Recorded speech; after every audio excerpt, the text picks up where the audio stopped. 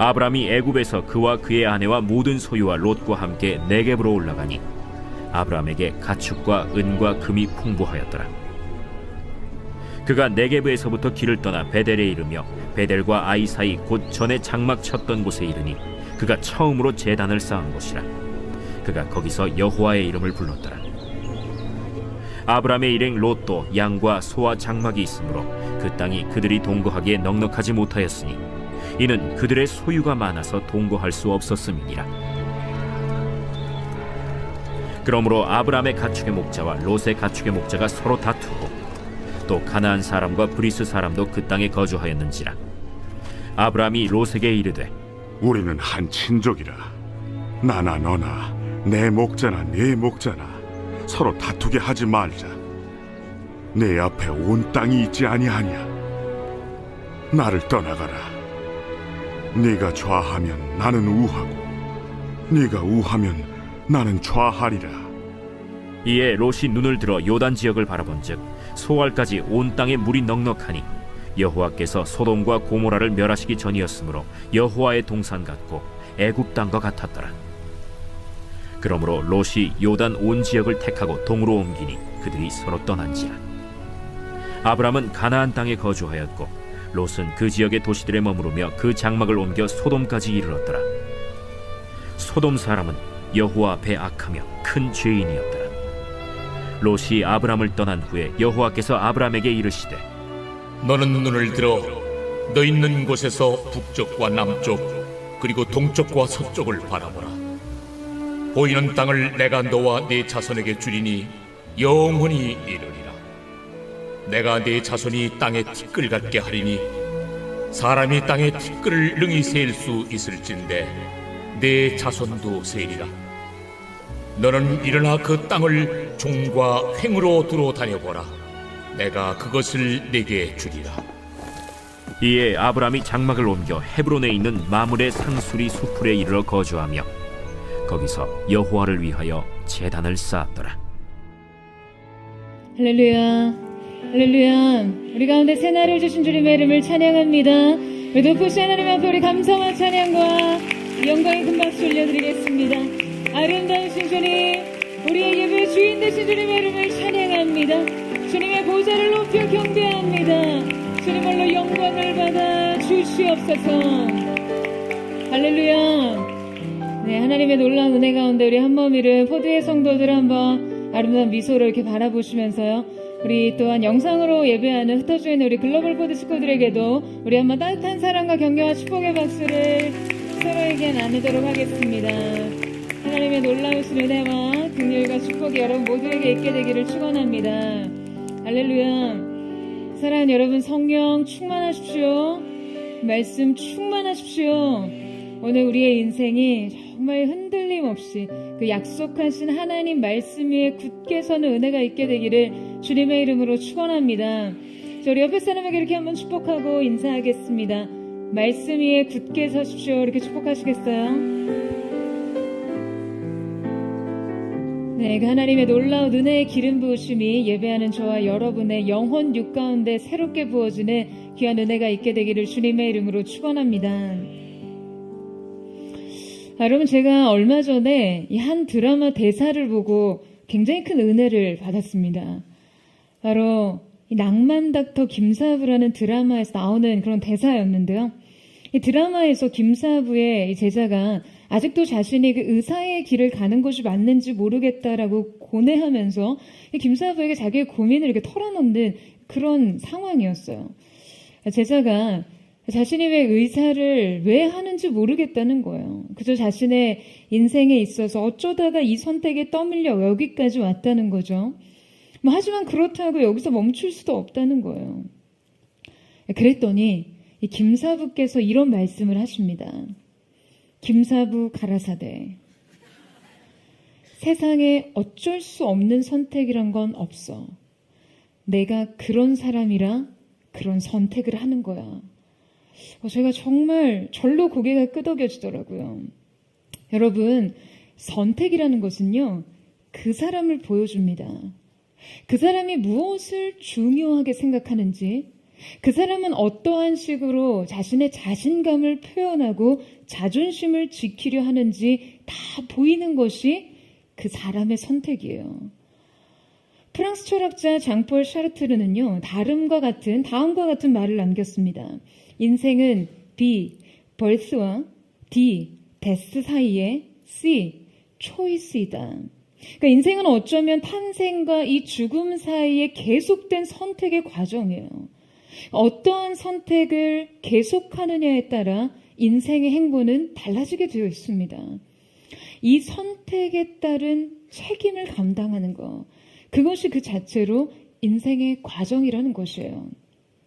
여러분, 오늘 본문 속에 아브라함과 롯도 마찬가지였습니다. 두 사람은 같은 문제 상황에 직면합니다. 이 둘이 함께함으로 인해 발생하는 문제들의 합의된 해결책을 만들어야 했습니다. 그리고 동일한 현실 위에서 출발한 선택이 각자에게 전혀 다른 미래를 제공합니다. 아브라함은 이 선택을 통해서 하나님 중심의 신앙관이 더욱 공교해졌고 그의 삶은 더욱 창대해졌으며 롯의 선택은 영적 침체와 더불어 비참한 쇠락과 멸망으로 이어집니다. 자, 먼저 이 선택의 배경에 대해서 살펴볼 필요가 있는데요. 우리 함께 5절에서 6절 말씀을 같이 한번 읽어보도록 하겠습니다. 시작. 아브라함의 롯도 양과 소와 장막이 있으므로 그 땅에 그들이 동거하기에 넉넉하지 못하였으니 이는 그들의 소유가 많아서 동거할 수 없었음이니라. 자, 이제 아브라함과 롯은 갈대아 우르로부터 이 하란에서 가나안 초기 정착 과정까지 대략 한 30년의 여정을 함께 보냈습니다. 이때 아브라함과 롯은 하나님의 축복 속에서 이 경제적인 번영에 이르렀고요. 부유한 이 유목민으로서 거대한 가축대를 소유하게 됐어요. 초기 아브라함과 이 롯이 이방 민족으로부터 공동의 방위로 함께 아주 긴밀한 공조를 다져야 했다면 이제는 소유가 많아지면서 이 둘의 생활 양상이 변하게 됩니다. 대단위의 가축대들과 이 목초와 물이 풍부하지 못한 지역에서 함께 이동하는 것은요, 너무나 비효율적이기 때문이에요. 이로 인해 오히려 각자에게 소속된 이 가축과 목자들의 다툼과 갈등이 일어났어요. 왜냐하면요, 이 목자들은 자신들이 돌보는 가축에게 이 물을 주기 위해서 우물을 차지하려고 하거나 좀 더 풍부한 이 목초지의 자리를 잡기 위해 갈등과 싸움이 일어나기 쉽거든요. 양떼의 수가 많아지자 이 싸움은 더욱더 빈번하게 이루어진 것이죠. 그들의 많은 재산은 다툼의 원인이 되었어요. 따라서 아브라함은 이때 롯의 분가를 고려하게 된 것이었죠. 그러니까 아브라함과 롯의 분가는요, 사실상 이 현실적인 편의에 의해서 발생한 것이죠. 하지만 이 분가에 대한 의사결정과 각자의 행보를 선택함에 있어서 두 사람의 인생은 전혀 다른 행적을 갖게 됩니다. 여러분, 아브라함과 롯이 전혀 다른 미래를 선택해서 그 미래로 걸어 나간 것은요, 그들이 전혀 다른 사람이었기 때문입니다. 그들은 완전히 다른 인격과 가치 판단으로 전혀 다른 선택을 하는 사람들이었어요.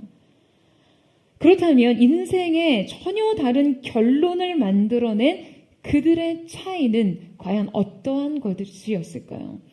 자, 그 첫 번째는 자신감의 근원이 다르다라는 것입니다. 여러분, 1차적으로 롯은 아브라함의 부요함의 가장 큰 수혜자였어요. 롯은 일찍이 아버지를 여의고 대신 자신의 유일한 혈육이었던 이 아브라함을 의지하고 따랐거든요. 그는 아브라함과 동고동락하며 지내면서 그의 재산이 풍족해지자 지금 이 번영으로부터 엄청난 큰 혜택을 입었습니다. 그런데 이제 이 번역으로 인해 새로운 미래를 그려 나아가야 할 그 시점이 오자 아브라함과 롯은 전혀 다른 차원의 이 선택을 결정짓게 되었어요. 자, 우리 8절에서 9절 말씀을 같이 한번 읽겠습니다. 시작. 아브라함이 롯에게 이르되 우리는 한 친족이라 나나 너나 내 목자나 내 목자나 서로 다투게 하지 말자. 내 앞에 온 땅이 있지 아니하냐. 나를 떠나가라. 내가 저하면 나가 우하고 내가 우하면 나는 저하리라. 자, 여러분, 이 아브라함이 먼저 롯에게 분가를 제안하죠. 아브라함은 점점 더 커져가는 재산 갈등을 해결하기 위해서 분가를 결정한 후에 롯에게 각자의 거주지를 정할 우선권을 주게 됩니다. 이 우선권의 양보는요, 사실 아브라함에게 있어서는 굉장한 관용이자 사랑이었어요. 자, 여러분, 지금 지금 목자들이 다투는 이유가 무엇이었죠? 각자의 양들을 먹일 목초지를 점유하기 위해서 싸운 거잖아요. 그만큼 이 팔레스타인의 지역에는요, 이 양들을 위한 풍부한 식량과 물이 보장된 지역이 아니었어요. 뿐만 아니라 이 시기에 이곳은 기근으로 인해서 이 땅들이 황폐해져 있었고 그 땅에 이미 거주하고 있었던 브리스 족속과의 갈등까지 겪는 상황이었습니다. 자, 그러니까 아브라함이 현실적인 문제를 해결하기 위해서 선택을 할 때 자신의 실리를 추구하며 자신에게 유리한 주장을 정당하게 펼칠 수 있었어요. 여러분, 이 모든 혜택과 축복의 근거가 아브라함에게 있었고 그는 연장자였잖아요. 하지만 아브라함은 롯에 대해 이 권리를 주장하지 않습니다. 훗날 야곱의 삼촌 라반을 생각해 보면요, 이 삼촌으로서 조카에게 정말 이런 관용을 보인다는 것이 얼마나 아브라함의 인격과 사랑의 크기가 큰 것인지를 보여주는지 알 수 있어요. 조카의 그걸 조금이라도 더 알겨 먹으려고 여러분 얼마나 이 라반이 많은 속임수를 썼나요? 근데 지금 그가 롯에게 재산의 실권자였던 아브라함 자신에 대해 주장하지 않았던 것은요, 매우 이타적이고 성숙한 제안이었던 것이죠. 자, 여러분, 그렇다면 그가 이렇게 행동할 수 있었던 이유는 무엇이었습니까? 그는 1차적으로 재산권을 주장하고 이익을 챙기느라 이 조카 롯과의 관계에 손상이 생기는 것을 경계했어요. 그는 보다 성숙한 대처를 통해서 그 어떠한 이익보다 관계의 평화를 지키는 것이 중요하다라고 여기는 것이죠. 그러나 무엇보다 아브라함이 이 우선적인 선택권을 포기할 수 있었던 것은요, 자신의 미래를 자신이 통제할 수 있다는 생각을 내려놓았기 때문입니다. 그는 자신의 미래가 주님 손에 있다는 것을 알았어요. 자신의 인생은 자신과 하나님과의 관계에 달려있다는 것을 알았습니다. 지금 자기 자신이 이 권리조차 내려놓을 때, 미래에 대한 통제 의식과 선택권을 내려놓을 때 하나님께서 자신을 돌보실 거라는 것을 알고 있었습니다. 자신이 욕심과 이기심을 내려놓고 그 하나님의 약속을 의지할 때 자신의 삶을 인도하실 그 하나님을 믿고 신뢰했어요. 그는 이 믿음 안에서 미래를 생각했고, 믿음 안에서 관계를 고려했고, 믿음 안에서 자기의 행동을 결정했어요. 그는 아무것도 움켜쥐지 않았고 많은 것을 내려놓았지만 여러분, 그 마음에는요, 이 자신감이 있었습니다. 하나님의 약속이 그의 인생을 복의 근원이라고 말씀하셨기 때문에요. 여러분, 그의 인생은 축복을 쫓아가지 않았어요. 복을 쫓지 않았어요. 어떠한 조건, 어떠한 환경에서든지 하나님과의 바른 관계 속에 있는 한 자신으로부터 복이 시작될 것을 믿었기 때문입니다. 자, 그런데 이런 아브라함과 달리 여러분, 롯은 어떠한 행동을 합니까? 그는 삼촌의 이 제안에 대해 한마디 말이 없어요. 지금 성경이 이 제안과 롯의 실제 행동 사이에 아무런 이 언급이 없다는 것은요, 지금 그의 다음 행동이 그의 마음과 생각을 모두 대변한다는 거예요. 그는 곧장 아브라함의 제안에 따라 자신이 우선적으로 먼저 땅을 선택합니다. 여러분, 정말 근본이 글러먹었어요. 지금 저희는 2주째 아주 근본에 문제가 있는 사람들의 이야기를 다루고 있어요. 여러분, 지금 아브라함이 자신의 모든 권리를요, 이 관계에 앞서 내세우지 않고 사랑과 관용으로 롯에게 우선권을 부여했을 때요. 아니, 롯이 설사 그 사랑을 받아들여서 자신이 우선적으로 땅을 선택한다 하더라도 지금 적어도 그의 의식에서 아브라함에 대한 감사의 표현이 있어야 맞습니다. 여러분 동의하세요? 자, 그런데 성경엔 과감하게 이 과정이 모두 다 생략되어 있어요. 그 말은 롯에게 이러한 의식이 없었다는 것입니다. 롯은 은혜에 대한 의식이 없었습니다. 롯이 하나님의 축복을 입은 이 아브라함이라는 존재와 30년을 동고동락하면서 그 약속의 혜택을 받아 누리면서 이 부요함과 번영이요, 대단한 착각을 하게 만들었어요. 그의 인생에서 은혜의 진원지는 아브라함 인생에 두신 하나님의 약속에 있었습니다.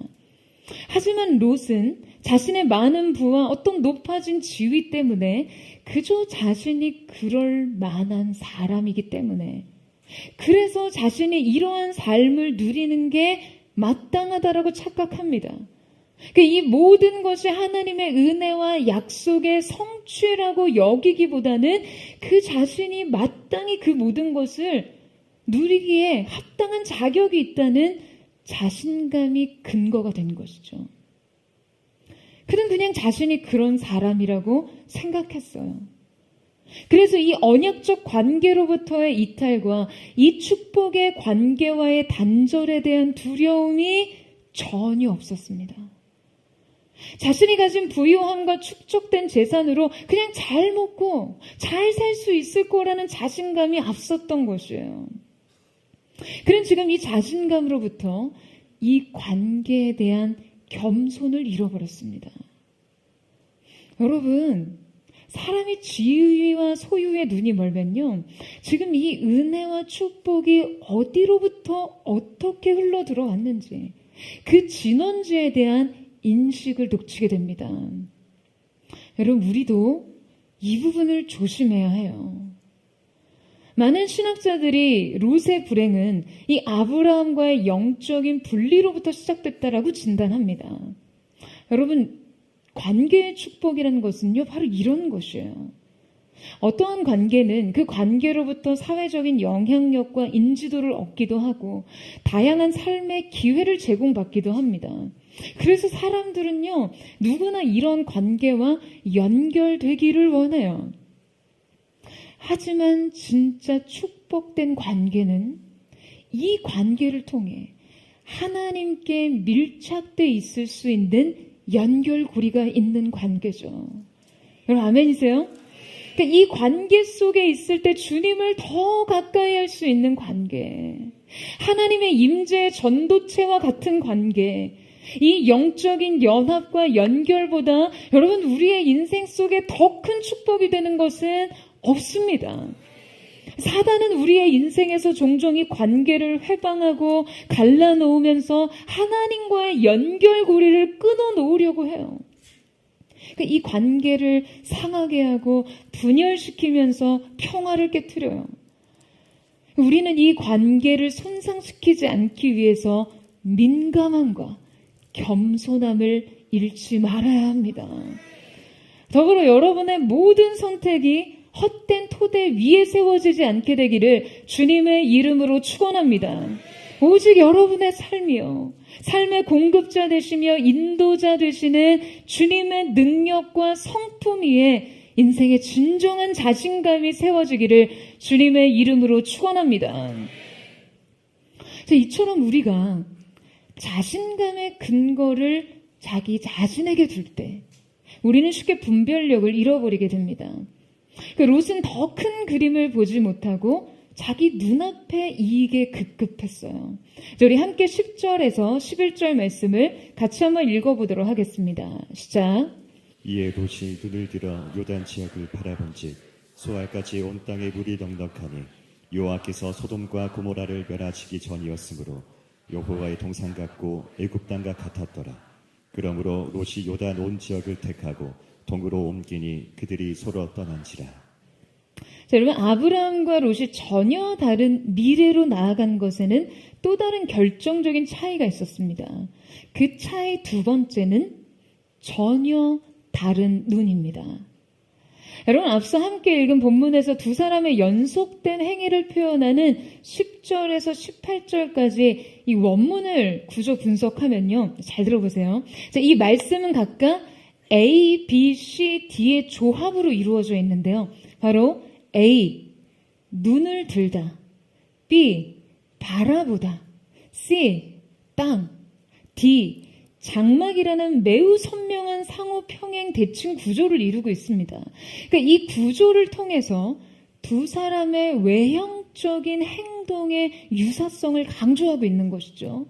둘이 비슷한 행동을 하고 있다는 거예요. 자, 그런데 이 외형적 행동의 유사성을 지금 이렇게 유독 강조하고 있는 이유는요, 오히려 이 유사함 속에 감추어진 내용의 그 명확한 내용적 이질성을 강조하기 위해서요. 비슷한 행동이지만 너무나 다른 두 가지의 요소가 달리 있었다는 것이죠. 여러분, 먼저 눈을 들었다라고 표현하고 있어요. 롯은 평서문의 형식으로, 아브라함은 명령의 형식으로 표현되어 있어요. 자, 하지만 롯이 눈을 들어에 사용된 히브리 단어는요, 실제 발 뒤꿈치를 들어보다 라는 그런 뜻을 가지고 있습니다.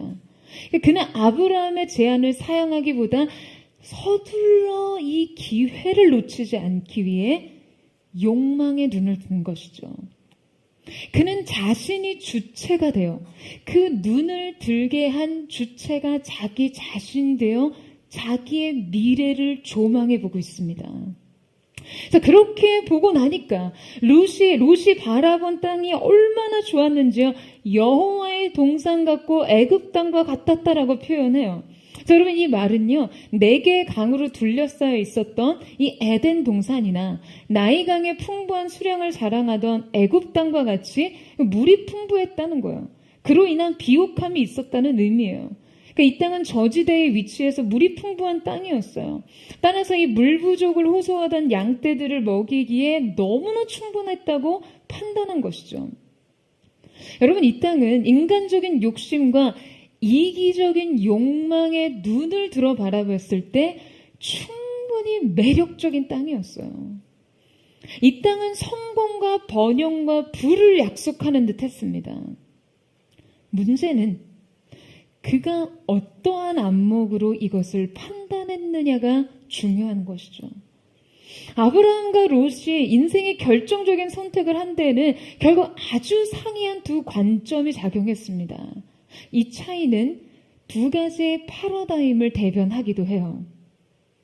여러분, 롯은 이 욕망의 눈, 이기심의 눈으로 그가 선택할 미래를 바라봤을 때 그는요, 딱 2차원적인 관점, 수평적인 관점만을 적용했습니다.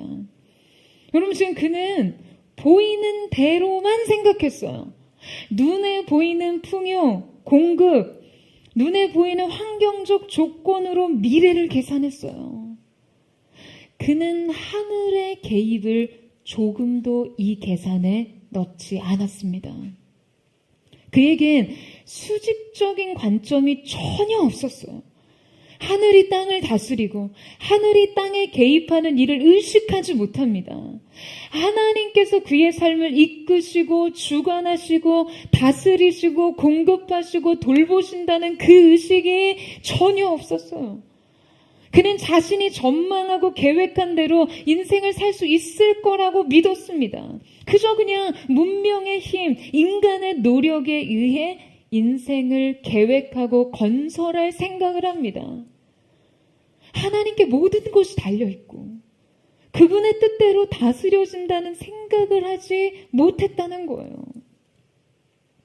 여러분, 우리가 당장 눈앞의 욕심에 급급해서, 당장 눈앞의 상황적, 환경적 조건에 급급해서 우리의 판단이 하나님의 계획과 그분의 약속을 고려하지 않는 차원에 머물면요, 이렇게 곧 망할 장망성 같은 곳도 에덴 동산 같이 보일 수 있습니다.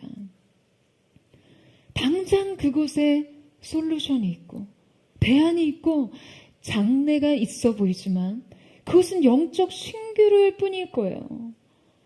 여러분, 이것이 우리 인생의 함정입니다. 인생 착시현상이에요. 여러분, 혹시 이 버티고 현상이라는 말을 들어보신 적 있으신가요? 버티고 이펙트라고도 이야기를 하죠. 이 버티고 현상은요, 비행 조종사들의 이 비행 착각 현상을 말하는데요. 그러니까 조종사가 시각에 의해서 의존해서 시계 비행을 할 때 아주 그 깜깜한 밤이나 구름 속에서 전투기가 이렇게 뒤집혀서 날아가고 있는지 정상적으로 날아가는지를 혼동하게 되는 공간 정의 상실 현상을 일컫습니다. 그러니까 이때 지금 조종사가요, 자기가 느끼는 그 느낌 그대로를 받아들여서 조정을 하기 시작하면 대형 사고가 나는 거예요. 대표적인 착시 현상은 바다 위를 비행할 때 바다를 하늘로 착각한다는 거죠. 그래서 이렇게 바다를 하늘로 착각해서 거꾸로 날아가는 현상입니다. 특히나 이 야간 비행에서는요, 밤하늘의 별빛과 해상의 선박 불빛이 동일하게 보이는 비행 착각이 발생하기 쉽다고 하는데요. 그래서 이제 조종사들이 고도를 높여서 상승을 하려고 한다는 것이 바다를 향해 뛰어드는 결과가 돼서 대참사로 이어지게 되는 것이죠. 국내에서 10년간 발생한 25건의 전투기 추락사고 가운데 5건이 바로 이 버티고 현상으로 발생했는데요. 자, 이러한 버티고 현상을 막기 위해서 조종사들은요, 자신의 감각과 눈에 보이는 현상에 의존해서 눈으로 보이는 대로 운행을 하는 시계 비행을 하지 않고 비행 경로와 고도를 전적으로 계기에 의존해서 조정하는 계기 비행 방법을 취하도록 그렇게 훈련을 받습니다. 여러분, 우리의 인생도 마찬가지입니다.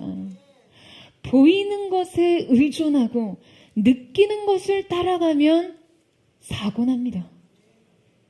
정작 우리가 원하는 것과는요, 정반대를 향해 가게 될 수 있다는 것이죠. 비상이 아닌 추락의 길이 될 수 있습니다. 우리 인생이 안전한 길을 가기 위해서는 전적으로 우리의 인생의 경로와 고도를 계기에 맞춰야 합니다. 바로 하나님의 말씀과 약속을 따라가는 것이죠. 여러분, 아멘이세요? 근데 여러분, 롯과 달리 아브라함은 어떠했나요? 롯이 눈을 들어 이 요단 동편 땅을 바라볼 때 여러분, 그는 무엇을 보고 있었을까요? 함께 이곳저곳을 두리번거리고 있었을까요? 그래서 여러분, 이 장면을 한번 상상해 보세요. 그는 아마도 이때 롯의 뒷모습을 바라보고 있었을 겁니다.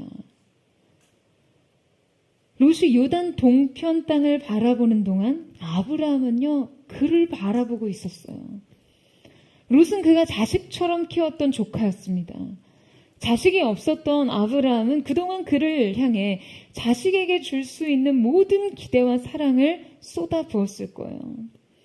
그런데 이제 아브라함은 그의 뒷모습을 바라봅니다. 그가 자신을 개의치 않고 떠나 그 스스로의 삶을 개척해 나감을 바라보고 있었을 거예요. 아마 이 시선 속엔 서글픔도 슬픔도 함께 있을 수 있었겠죠. 그러나 여러분, 아브라함은 알았어요. 그를 보내야 한다는 것을요.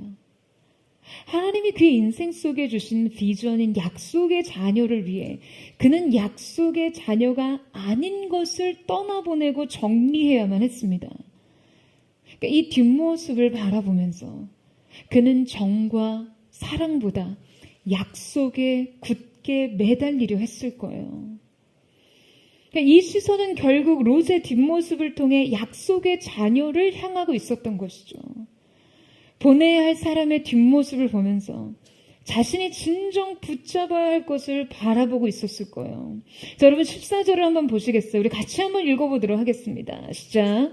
롯이 아브라함을 떠난 후에 여호와께서 아브라함에게 이르시되 너의 눈을 들어 너 있는 곳에서 북쪽과 남쪽 그리고 동쪽과 서쪽을 바라보라. 자, 롯이 아브라함을 떠난 후에 하나님께서는 아브라함에게 나타나십니다.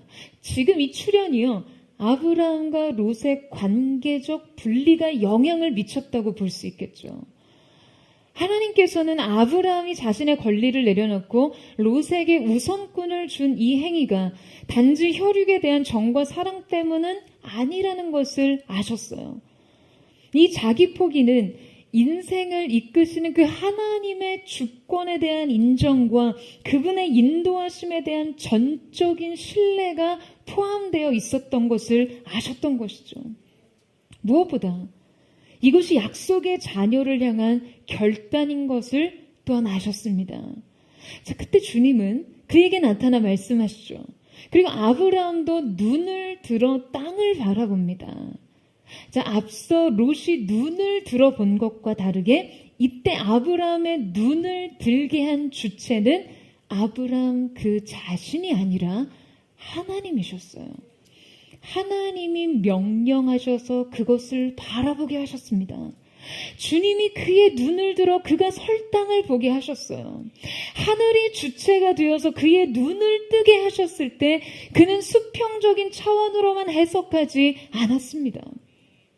여러분, 아브라함은요, 수직적 관점을 소유한 사람이었어요.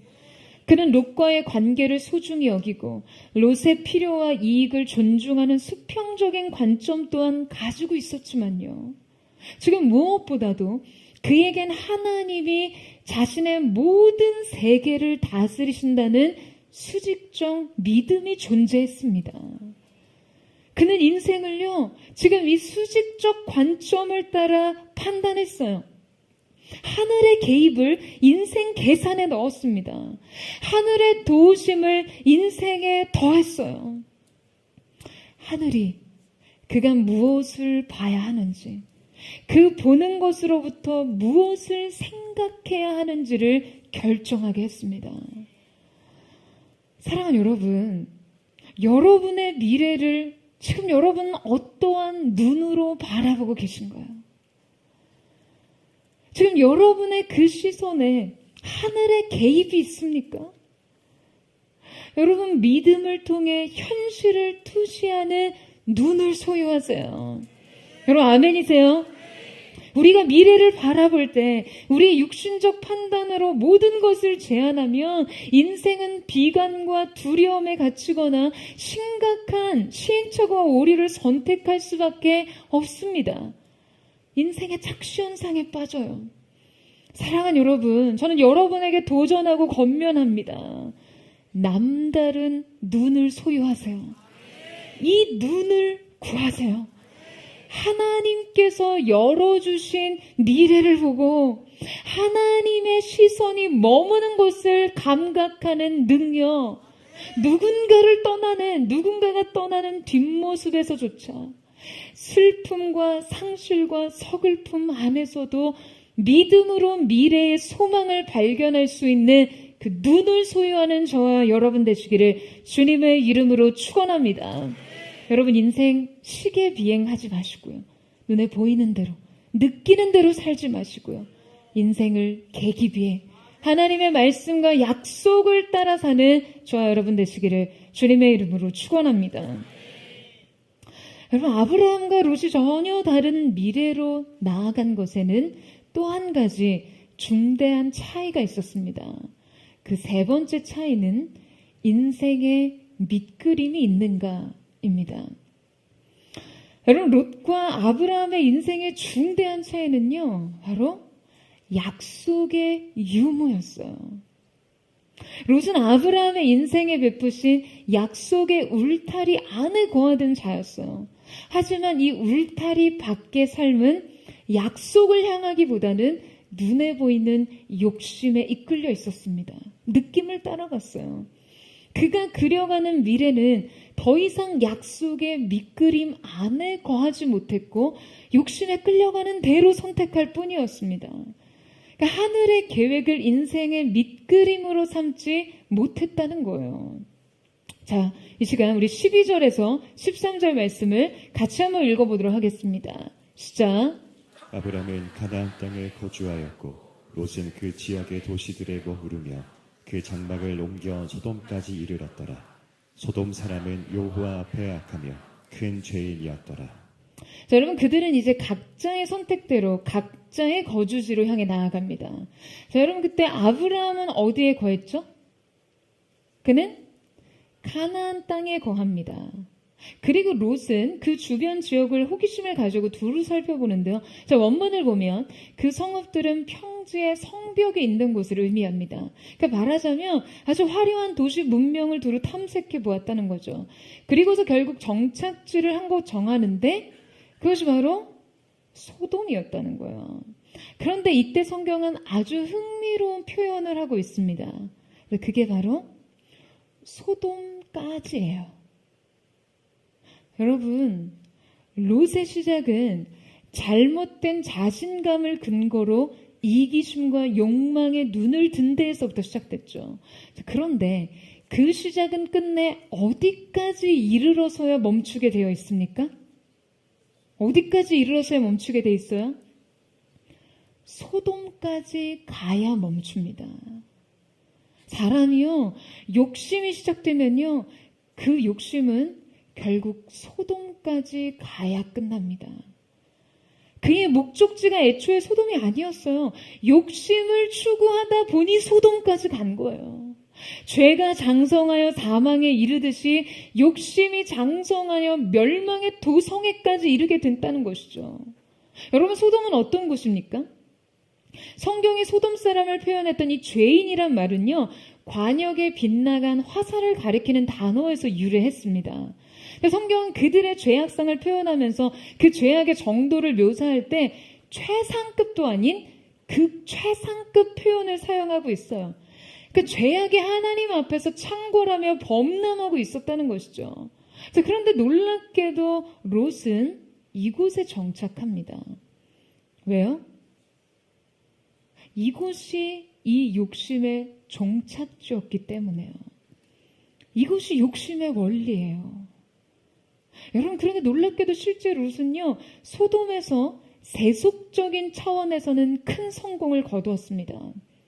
창세기 19장 1절 말씀에 보면 그가 멸망하는 소돔 성문에 앉아있다가 라는 표현이 나오는데요. 유대 사회에서 성문에 앉을 수 있는 사람은요, 딱 두 부류의 사람뿐이었어요. 재판관이나 그 성의 가장 유력한 인물, 최고 유지만 앉을 수 있어요. 그래서 보아스가 기업물을 자를 만나기 위해 어디 앉아 있었습니까? 성문에 앉아 있었어요. 이것은 그가 그 성에서 매우 유력한 유지였다는 것을 보여주는 장면이죠. 자, 그러니까 실제 세속적 성공을 추구하고 그곳에 정착한 롯에게 이 성공적 보상이 있었다는 것을 알 수 있어요. 하지만 성경이 제시하는 그의 영적 실상은요, 말로 다 할 수 없이 비참합니다. 베드로후서 2장 6절의 기록에 의하면 그가 무법한 자들의 음란한 행실로 말미암아 고통을 당했다고 기록하고 있어요. 그는 본래 약속에 속한 사람이었으나 멸망의 도성에 거하면서 심령이 매일 그냥 푹푹 썩었어요. 화려한 세상 속에서 성공적인 부와 명예와 권력을 얻었을지는 몰라도 지금 그의 심령의 평안과 기쁨과 안식이 없었다는 것이에요. 그 얼마나 영적 침체와 타락의 상태에서 헤어나지 못했는지는 그의 가정의 행보가 여실히 보여주고 있어요. 그가 멸망하는 소돔에서 빠져나올 때 자신의 부와 재물에 큰 미련을 두고 여러분 뒤를 돌아왔던 그의 아내는 뭐가 됐습니까? 소금 기둥이 되었고요. 그 가문의 대를 잇지 못할까봐 두려워하던 두 딸은 아버지를 술에 취하게 한 후에 동침해서 아이들을 낳았어요. 그 자손이 바로 모압과 암몬이었습니다. 하나님께서는 이 두 족속을 너무나 가증스럽게 여기셔서 이들을 향해 여호와의 총에 들어올 수 없다라고 말씀하셨고, 실제 이들은 역사적으로 이스라엘과 계속해서 반목합니다. 너무나 참담한 결론이에요. 여러분, 그가 이렇게 비참한 운명에 스스로 걸어 들어간 것은 그가 인생의 큰 그림을 보지 못했기 때문입니다. 그가 하나님의 약속을 의식했다면 결코 욕심의 근거에서 자신의 거주지를 정하지 않았을 거예요. 그냥 오로지 눈에 보이는 대로 좋은 것에 의존해서 그의 길을 선택하지 않았을 거예요. 그가 하나님의 약속을 붙잡았다면 자신의 선택이 계속해서 이 약속을 향하도록 집요하게 주님을 붙잡았겠죠. 여러분, 우리는 매 순간 이 선택의 문제에서 갈등합니다. 무엇을 선택해야 할지 혼란스러워요. 하지만 이때 우리는 우리가 보기에 좋은 옵션에 매몰되지 않고 큰 그림을 의식해야 합니다. 우리의 선택을요, 사소한 이해타산과 현실적인 문제에 고립시키지 말고 인생의 가장 중요한 이슈로 확장시켜서 생각해 봐야 해요. 그럼 여러분, 인생의 가장 큰 이슈가 뭔가요? 바로 약속과 부르심입니다. 여러분, 많은 사람들이요, 머리 터지게 고민을 하고 그냥 온갖 지혜를 동원하면서도 정작 약속과 반대되고 부르심을 이탈하는 선택을 합니다. 이런저런 탐색 과정에서 약속보다 욕심이 개입되는 것이죠. 말씀보다 합리적인 이성이 개입되는 거죠. 이 과정에서 부르심보다 성공이 목표가 됩니다. 여러분, 롯이 자신의 장막터를 소돔에까지 확장하며 새로운 터전에 장착했을 때 여러분, 아브라함은 뭐라고 있었나요? 여러분, 뭐라고 있었죠? 여러분, 아브라함은 아무것도 보이는 것이 없는 땅, 그가 지금 서 있는 그 땅에 머물렀습니다. 새로운 땅이 아니었어요.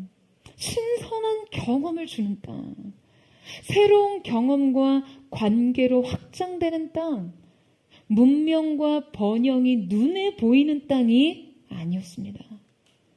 하나님이 그에게 주신 땅은요, 바로 그가 선 땅이었어요. 여러분, 사람들은요, 쉽게 뭔가 새로운 시도를 하는 것을 곧 성공과 성장과 확장으로 연결시킵니다. 여러분, 아니에요. 약속이 없는 땅으로 한 걸음 내딛는 것이 어떻게 확장이 됩니까? 그건 그냥 이탈이죠.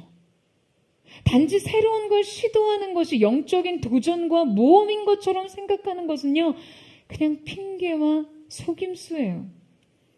또 어떤 사람들은 좁은 길, 고생길, 이름 없는 길을 선택하는 것을 그냥 맹목적인 순종이라고 착각하는 사람도 있어요. 그냥 굳이 그 길을 선택하면서 영적인 허세에 빠집니다. 하지만 그 길은 영적으로 매우 척박한 길이고 기름진 길이 땅이 아니에요. 정작 그 길에서 심각한 영적인 고갈을 느끼면서도 그냥 그저 자신이 이 길을 스스로 선택했다는 그냥 그 자존심을 지키는 것에 여러분, 만족하지 마시고요. 사랑하는 여러분, 좋은 길을 택하세요. 아멘이세요? 여러분, 좋은 길은 약속이 있는 길입니다. 여러분, 이 사실을 믿으십니까? 때로 그 약속의 땅에 아무것도 보이지 않더라도 약속이 있는 곳에서 여러분, 버티세요. 여러분, 많은 사람들이요, 이 버티기를 안 하려고 해요. 개인적으로 제가 살아온 길을 돌아보면서 하나님께서 축복을 주시기 전에는요, 언제나 이 버티는 시간이 포함되어 있었어요. 약속이 있는 한, 부르심이 있는 한, 그 버티는 시간은요, 그 어떠한 새로운 도전보다도 여러분 영혼에 훨씬 더 비약적인 성장을 가져다 줍니다. 아멘이십니까? 뿐만 아니라 여러분, 내가 선 이곳이요, 약속 안에서 다가오면요, 눈에 띄는 응답이 없이 매일 똑같은 것이 반복되는 일상에서도 우리는 전혀 다른 오늘을, 전혀 다른 내일을 살 수 있습니다. 그 땅은 결코 척박한 땅이 아니에요. 롯이 떠나고 나서 하나님께서 아브라함에게 나타나셔서 이 언약을 재갱신하시는 장면에서요, 많은 신학자들은 이 장면에서 하나님과 아브라함의 관계가 전보다 훨씬 더 친밀하고 생동감 넘친다고 분석합니다. 뿐만 아니라 하나님께서 아브라함에게 이 언약을 재차 다시 선언하실 때 아주 구체적인 표현 방식을 택하세요. 하나님께서는 아브라함이 직접 자신의 눈을 들어 주위를 둘러보게 하시거나 직접 그 땅을 거닐어 보게 하는 감각적인 방법으로 지금 이 약속을 상기시키세요. 구체화시키세요.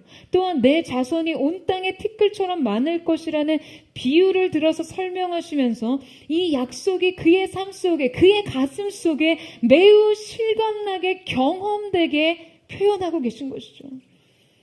아브라함의 삶에 이 약속이 훨씬 더 구체적인, 더 구체적이고 생동감 있게 다가오고 있는 것이에요. 사랑하는 여러분, 우리가 약속을 의식한 선택을 하면요, 하나님의 말씀에 의식한 선택을 하면 하나님의 그 약속을 가지고 한 걸음 우리에게 하나님께서 더 깊이 다가오십니다. 그 약속을 우리에게 더 구체화시키세요. 여러분, 하지만 약속의 성취가 오기 전까지 결국 기다림의 연속이었던 이 길에서 아브라함에겐 계속된 믿음의 한 걸음이 요구되었을 것이에요. 최근에 어떤 유명인의 인터뷰를 보는데요, 그분이 인생에서 제일 힘든 시간이 20대라는 이야기를 하더라고요. 그러니까 20대는 모두에게 가장 힘든 시간이라고요. 누구에게나 그냥 그 시간이 가장 힘든 시간인 걸 인정하면 좀 쉬워진다고요. 제가 이 말에 수긍을 하면서도 또 한편으로는 고개를 갸우뚱거려보기도 하면서 들었어요. 사실은 20대를 지나 30대도 40대도 50대도 결코 쉽지 않거든요. 그러니까 힘든 시간은 인생의 어느 마디에도 찾아옵니다. 하지만 이 젊을 때 고생이 유독 삶에서 힘들게 느껴지기는 해요. 제 생각에 왜 힘드냐? 그 이유는 이때가 바로 인생의 미결정의 시간이기 때문이 아닐까라는 생각이 들어요. 그러니까 20대에는요, 많은 것들이 결정되지 않습니다. 많은 것들을 결정해야 해요. 물론 선택은 인생의 연속이지만 무엇보다 이 시기가 인생의 선택이 집약된 시기죠. 30대가 돼서 자신의 일, 가정, 일상, 거처, 직장, 전반적인 것들이 하나둘씩 정착이 되고 이제 고정값들이 생기거든요. 그렇게 생기고 나면 인생의 나름의 분투는 있겠지만 어떤 근본적인 미결정의 불안은 제거됩니다. 여러분, 사람들이 이 선택 앞서 미결정의 불안의 상태를 유독 힘들어하는 이유는요, 누구나 인간은 인생의 명료함을 추구하기 때문이에요. 사람들은 불확실성을 견디지 못합니다.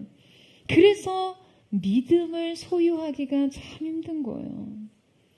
여러분, 믿음이란 이 불확실성을 모두 끌어안는 것이거든요. 우리가 하나님 앞에 미래를 구할 때 여러분, 명료함에 집착하면 안 됩니다. 인생의 명료함은요, 그냥 그 모든 일이 다 지나간 후에 생기는 것이에요. 그래서 지나간 시간을 뒤돌아보았을 때 그 흐릿한 자국들이 합쳐지면서 인생의 궤적들이 해석됩니다. 선명한 큰 그림이 완성된 것을 봤을 때 비로소 그때 모든 것이 분명해지는 것이죠. 하지만 그 큰 그림은 매 순간 우리가 불확실성 가운데 믿음의 발걸음을 뗄 때 그려줄 수 있는 것입니다. 여러분, 이 사실을 믿으세요? 앞서 하나님께서 아브라함에게 내 고향 친처 아비 집을 떠나라 라고 하셨을 때 하나님께서는요, 내가 내게 보여줄 땅이라고 말씀하셨어요. 보여준 땅이 아닙니다. 하나님의 이 콜링에서 우리는 그분이 우리의 인생을 부르시는 방식을 엿볼 수 있어요. 여러분, 하나님의 부르심은 함축적이지 결코 노골적이지 않습니다. 아브라함이 하나님의 부르심 가운데 미래의 구체성을 원했다면요, 어느 땅, 어떤 것, 어떤 조건, 여러분 이러한 구체화를 원했다면 그는 아마 한 걸음도 움직이지 못했을 거예요. 보장된 것을 원하는 확실한 조건, 손에 잡히는 조건들을 내가 붙잡을 수 있는 채로 시작하기를 원했다면 그는 결코 한 걸음도 움직이지 못했을 거예요. 여러분, 증명이 가능하면 믿음은 불가능하다라는 말이 있어요. 우리는 믿음으로 사는 사람들이죠. 여러분, 동의하세요? 아멘이십니까?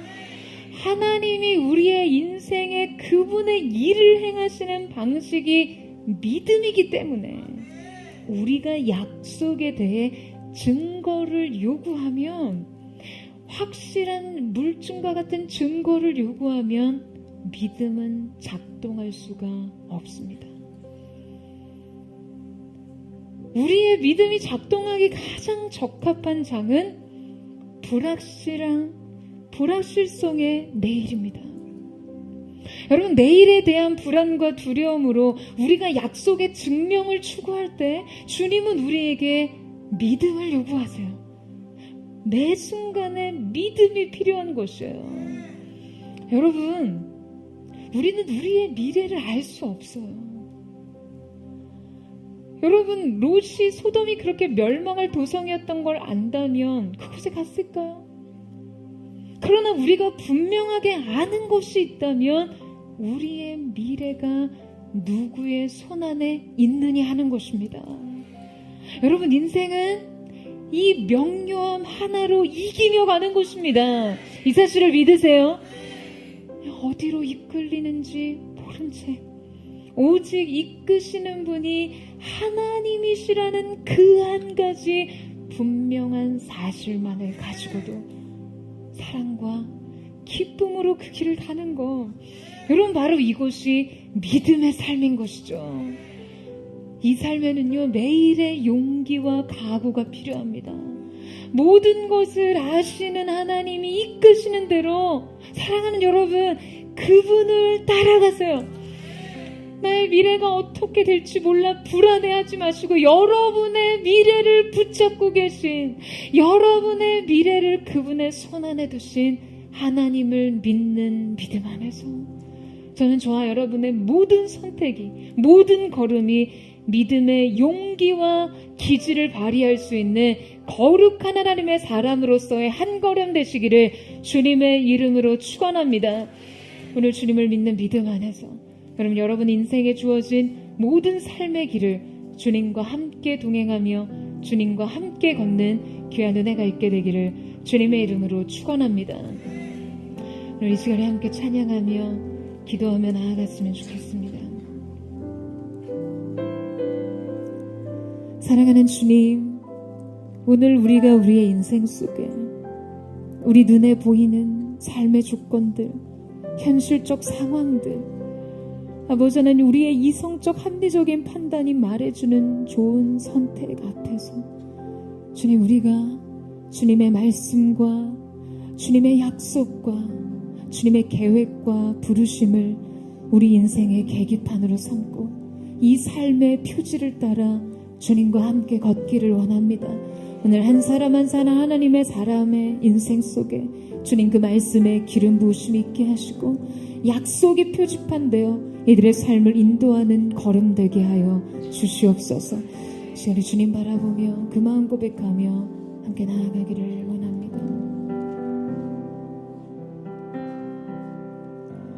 주님 말씀하시면 내가 나가리라. 주님 뜻이 아니면 내가 멈춰서리라. 나의 가고서는 것 주님 뜻에 있으니 오 주님 나를 이끄소서. 주님 말씀하시면 주님 말씀하시면 내가 나가리라. 주님 뜻이 아니면 주님 뜻이 아니면 내가 멈춰서리라. 나의 가고서는 것 주님 뜻에 있으니 오 주님 나를 이끄소서. 뜻하신 그곳에 나 있기 원합니다. 이끄시는 대로 순종하며 살리니 연약한 내 영혼 평하여 일하소서. 주님 나라와 그 뜻을 위하여 오 주님 나를 이끄소서. 다시 한번 고백합니다. 주님 말씀하시면 주님 말씀하시면 내가 나가리라. 주님 뜻이 아니면 주님 뜻이 아니면 멈춰설 수 있는 믿음의 용기가 오늘 모두에게 있을 수 있도록 역사하여 주시옵소서. 주님 뜻에 있으니 오 주님 나를 이끄소서. 주님 뜻하신 그곳에 뜻하신 그곳에 나 있기 원합니다. 이끄시는 대로 순종하며 살리니 연약한 내 영혼 평하여 일하소서. 주님 나라와 그 뜻을 위하여 뜻하신 그곳에 나 있기 원합니다. 주님 이끄시는 대로 우리에게 말씀을 순종하며 살기를 원합니다. 연약한 내 영혼 통하여 일하소서. 주님 나라와 오늘 시간 전체로 우리의 삶을 택하며 뜻하신 그곳에 나 있기 원합니다. 이끄시는 대로 순종하며 살리니 연약한 내 주님 우리를 통하여 일하옵소서. 주님 나라와 그 뜻을 위하여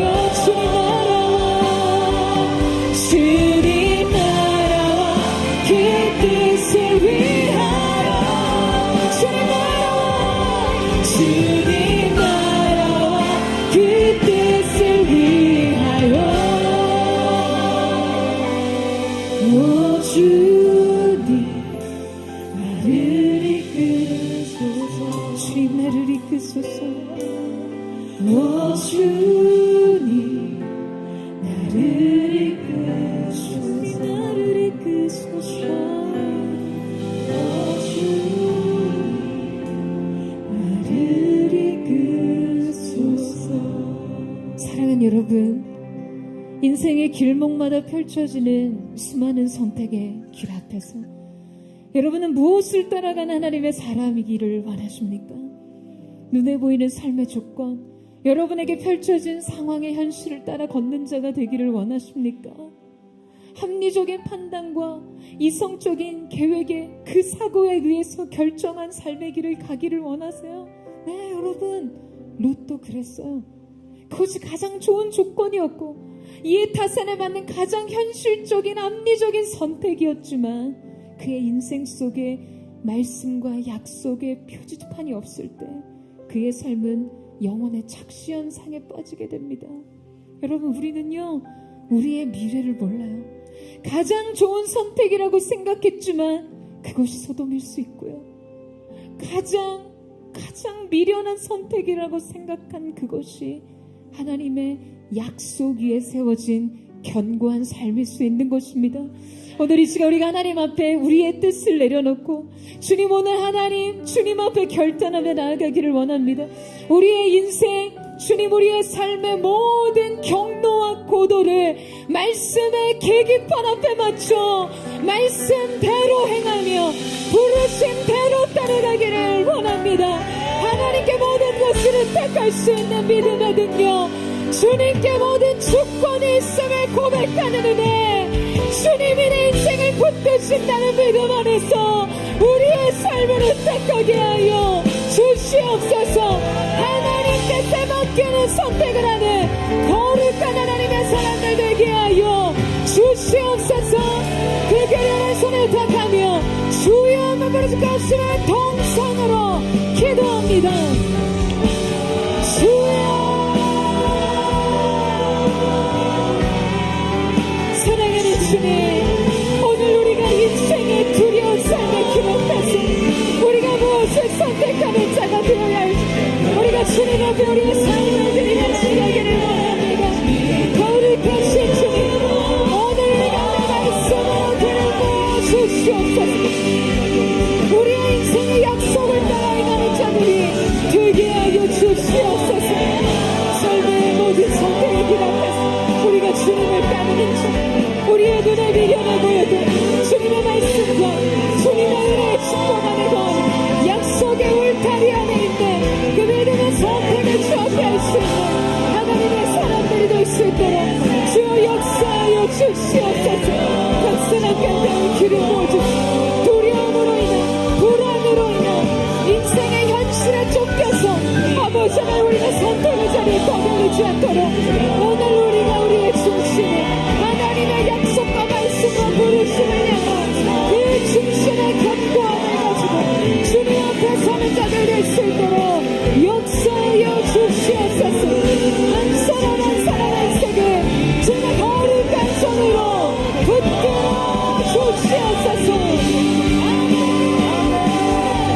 주님을 보게 하소서. 주님을 보게 하여 주시옵소서. 그 약속을 바라보게 하여 주시옵소서.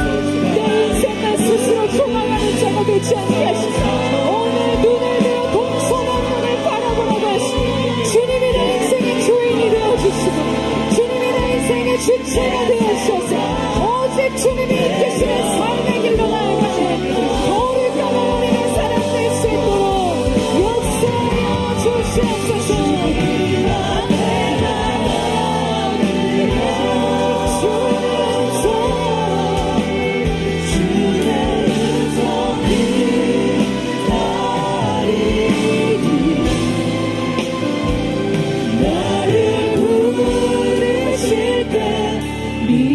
믿음으로 걸어가리.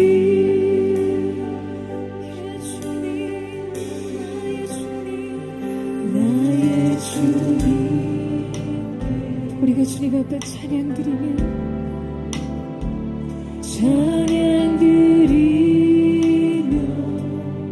주님의 크신 사랑 주임제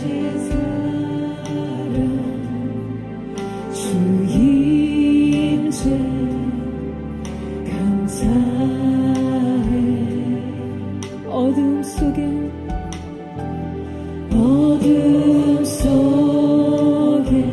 주님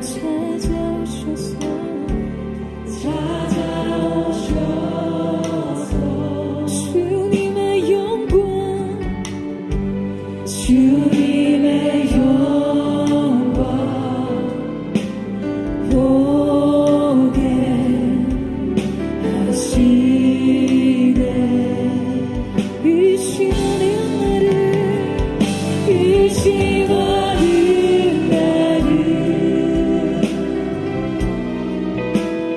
손 내밀어 잡아주신 주님, 우리 인생의 두려움을 내려놓고 불안과 조급함을 내려놓고 우리가 주님만을 따르기를 원합니다.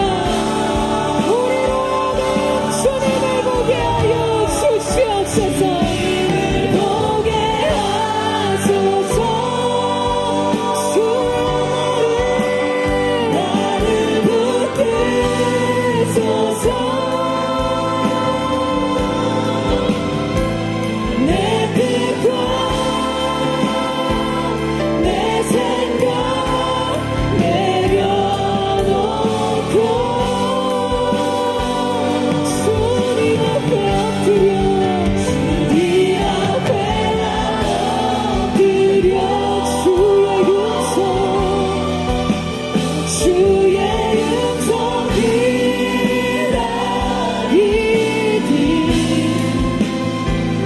나를 부르실 때 열심히 믿음의 눈을 들어 주님을 바라봅니다. 주님을 보게 하여 주시옵소서.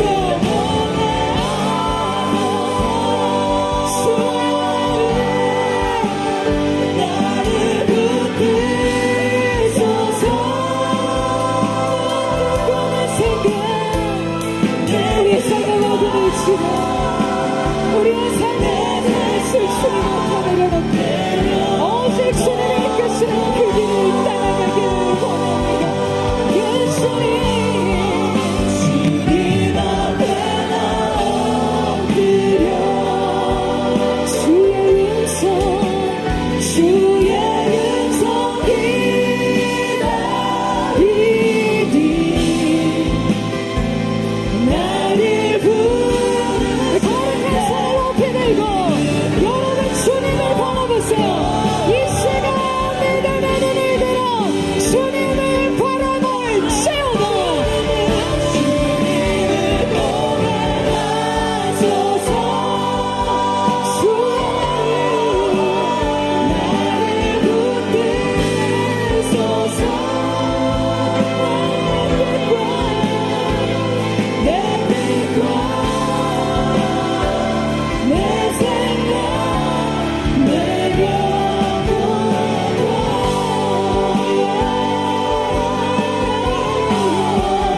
주님 앞에 엎드려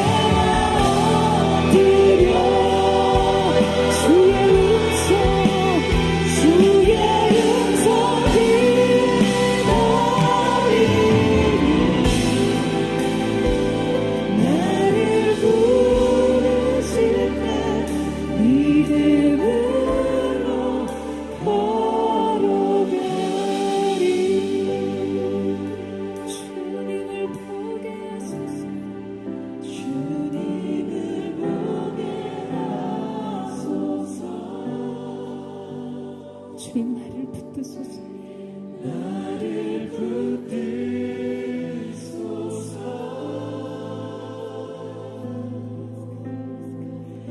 내 뜻과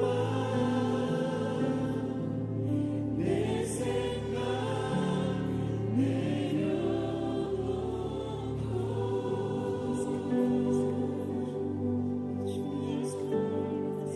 주님 앞에 엎드려 주의 음성 기다리니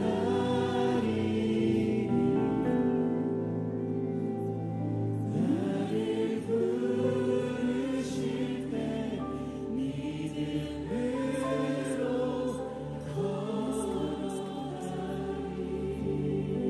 사랑하는 주님, 우리가 우리의 인생 미래를 바라볼 때 우리의 눈을 들게 하는 주체가 우리 자신이 되지 않게 하여 주십시오. 오직 하나님께서 우리의 삶을 향해 명령하실 때 너는 이제 눈을 들어 동서남북을 바라보라고 하신 그 하나님의 음성이 임하기까지 주님의 약속의 경례, 지금 내게 주신 하나님의 말씀과 지금까지 말씀하신 주의 약속의 경례 안에 거하는 하나님의 사람들이 될 수 있도록 주님이 역사하여 주십시오. 여러분, 두려움과 불안이, 인생의 힘겨움과 멍해가 여러분의 삶을 선택하게 하지 마세요. 여러분, 기다리세요. 버티십시오. 언제까지요? 하나님의 음성이 임하기까지, 하나님의 약속이 임하기까지요. 여러분, 아브라함의 성장과 확장과 돌파는요, 더 하나님과의 관계의 친밀함과 더 깊은 은총과 은혜의 기름 부으시, 더 확장되는 종의 축복의 확장은 다른 곳이 아니에요. 동서남북을 바라보도 여전히 제한된 목초지와 제한된 우물물 뿐이었던 가나안 경내였습니다. 여러분의 인생 속에 여러분이 무언가 성장하기 위해, 돌파하기 위해, 그 다음으로 가기 위해 여러분이 결정해야 하는 것이 단지 새로움이 되지 않게 하십시오. 오늘 하나님의 말씀이 모든 것을 선택하는 기준이 되기를 주님의 이름으로 축원합니다. 말씀이 없다면 움직이지 않는, 버티고 또 버티세요. 하나님께서 오늘 있는 그 자리를 거룩한 은혜의 산이 되게 하시고 확장과 돌파의 포인트가 되시기까지 그 자리에서 믿음의 인내로 경주하며 주님을 바라보는 거룩한 하나님의 산이 되기를 주님의 이름으로 축원합니다. 우리 시간 기도하며 갈 주님을 기다립니다. 주님 오셔서 임하여 주시옵소서. 내 인생의 눈을 드는 주체가 내 삶의 주인인 주님이 되게 하여 주시옵소서. 우리 전체로 주의 이름을 짓고 우리 역시나 동성으로 기도하겠습니다.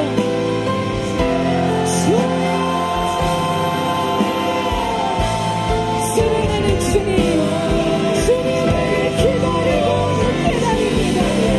그 약속이 나기까지, 그 인생의 삶에 인치시기까지 오늘 이 시간 우리가 주님 말씀하신 이곳에서 견디고 이기고 버티며 주님에게 하나씩 말씀하고 나아가기를 원하오니 주여 역사하여 주시옵소서. 새로운 확장과 돌파, 행복한 부가도의 역사가 믿음의 인내를 가지는 우리 사랑의 인생 속에 임하옵시오다.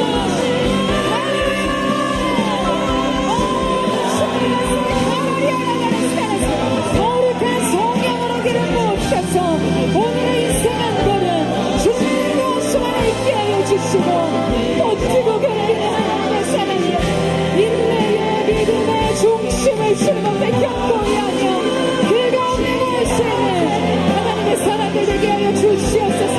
나의 발을 사슴바닥게 하사 나로 높은 곳을 보내게 하시는 주님을 찬양하며 주의 나리를 교상 위에 세우네.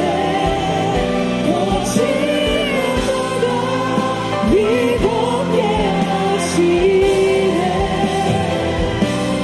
주원은 지할 때하여 주네.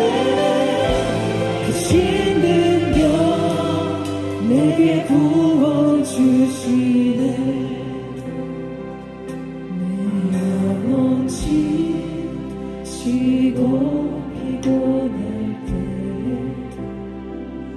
근심 걱정 내 맘치 누르네. 난 잠잠히 주님을 기다리네. 주님 내 곁에 오실 때 다시 한번 고백합니다. 내 영혼 지치고 피곤할 때에 근심 걱정 내 맘친 모르게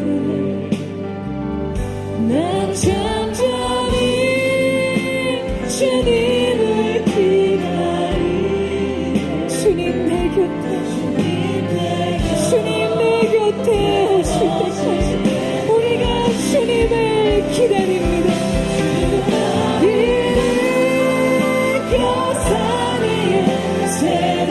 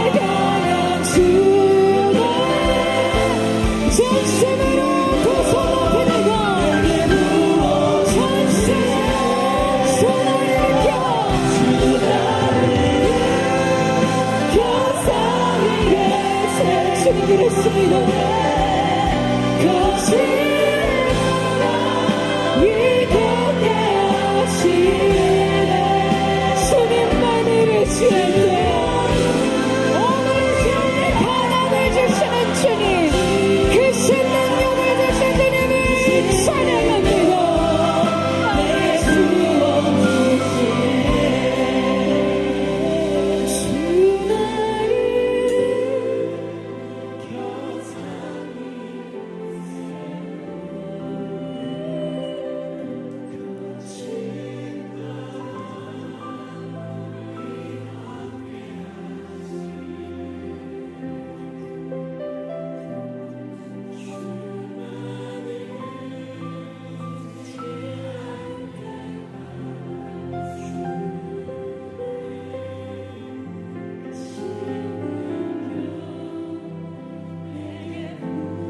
오늘 여러분이 하나님을 의지할 때, 여러분이 하나님을 믿음으로 바라볼 때 주님께서 여러분 인생의 강함이 되어주심을 믿으십니까? 주님이 여러분의 인생에 크신 능력 주시기를 믿으십니까? 여러분, 오늘 이 시간이 믿음 안에서 마지막으로 한 번 더 기도하고 나아갈 때, 주님, 우리의 삶을 주님 앞에 의탁합니다. 불안하고 두렵고 아버지 하나님 염려와 근심하는 우리의 미래를 주님 손에 의탁하며 나아가기를 원합니다. 주님, 때로 아무것도 보이지 않습니다. 이 한 걸음이 내일의 걸음으로 이어질 수 있을지조차 가늠이 되지 않는 캄캄하고 암담한 현실 속에서 주님, 우리는 아무것도 할 수 없지만 우리의 미래를 아시는 하나님께, 가장 좋은 곳으로 우리 가운데 선대하기를 원하시는 주님께 아버지의 사랑에 우리의 삶을 맡겨드리며 나아가기를 원하오니 주님, 안전하게 거하게 하여 주시옵소서. 우리의 영혼이 평안의 성체에 거하게 하여 주시옵소서. 두려움 없이 주님을 따르게 하여 주시옵소서. 내 장래에 소망을 주려 함이라. 너를 향한 내 생각은 내가 아니요 재앙이 아니오고 평안이며 내 장래에 소망을 주려 한다는 하나님의 생각과 연합하게 하셔서 버티고 견디며 이기는 자들로 믿음으로 그 길을 가게 하여 주시옵소서. 전심으로 주여 세가 벌어질고 우리의 주님의 동성으로 기도하겠습니다. 주여, 주여, 주여, 아버지 하나님, 오늘 가운데 살아계신 주님의 영원토록 찬양합니다. 우리의 모든 삶의 걸음마다 두려운 인생의 절망과 낙심이 찾아올 때마다, 고난과 시련이 올 때마다 주님을 의지하는 믿음으로 그 길을 걷게 하여 주시옵소서. 그렇게 주님과 함께 그 길을 갈 수 있도록 역사하여 주시옵소서. 한 사람의 삶 가운데 새 가득 벽을 부어주십시오. 새 소망의 기쁨을 부어주십시오. 환란을 이길 힘을 허락하여 주시옵소서.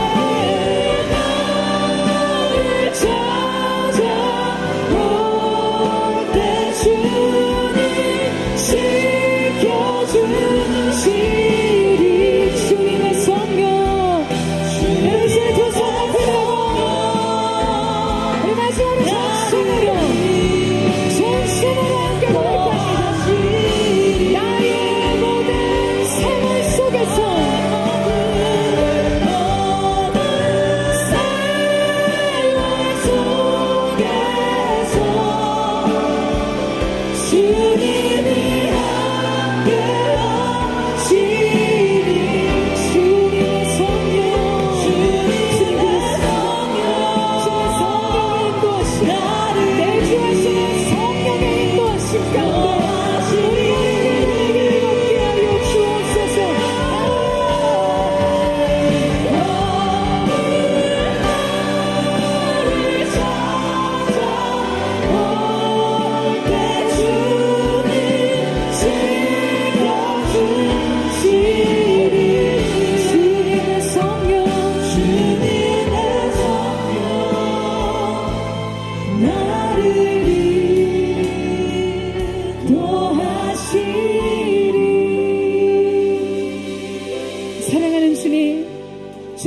약속하신 말씀이 우리 인생 위에 있기 때문에 우리는 두려워하지 않겠습니다.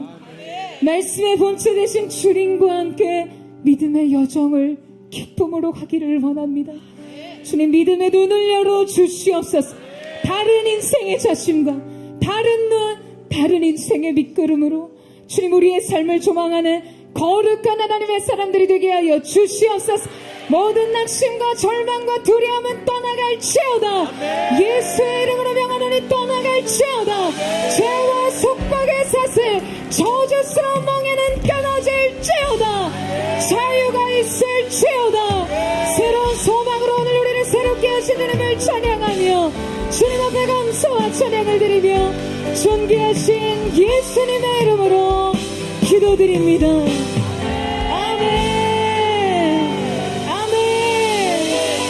삶을 이끄실 창조하신 주님, 우리 거룩하신 주님 앞에 우리 감사와 찬양과 영광의 박수 올려드리겠습니다.